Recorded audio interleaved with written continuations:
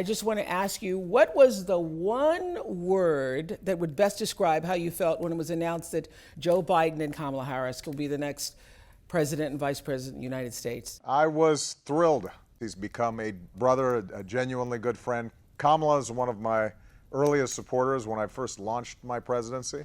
So I'm personally invested in them.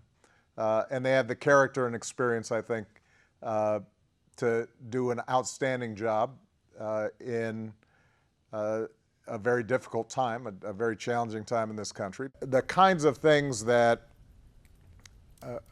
I saw over the last 4 years that endanger democracy operating the way it should. Yeah. And I think that what Joe and Kamala can do is to level set, to reestablish that we don't use the Justice Department, for example, to go after political enemies, that we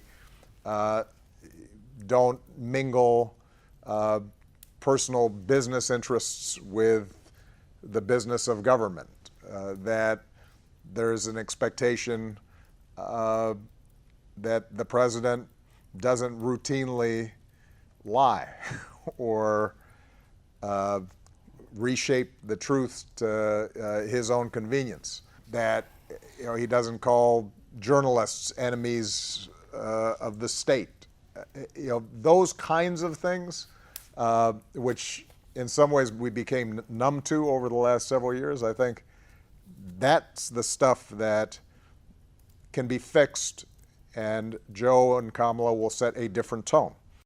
I think every president has been held to a different standard relative to this president. I think Donald Trump breached so many norms, so many basic assumptions about what a president should or should not do, that you can't come up with a comparable set of behaviors in the past. I think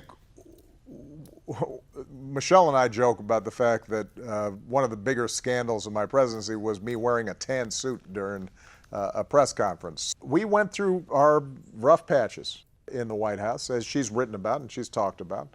But I tell you that the thing that I think we were good about was talking stuff through, never losing fundamental love and respect for each other, and prioritizing our kids.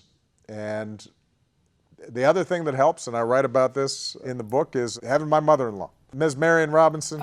She kind of kept things going, and I'm sure that there were times where Michelle was furious at me, but she'd go up to the third floor, and Ms. Marion was sitting there, and she'd be like, well,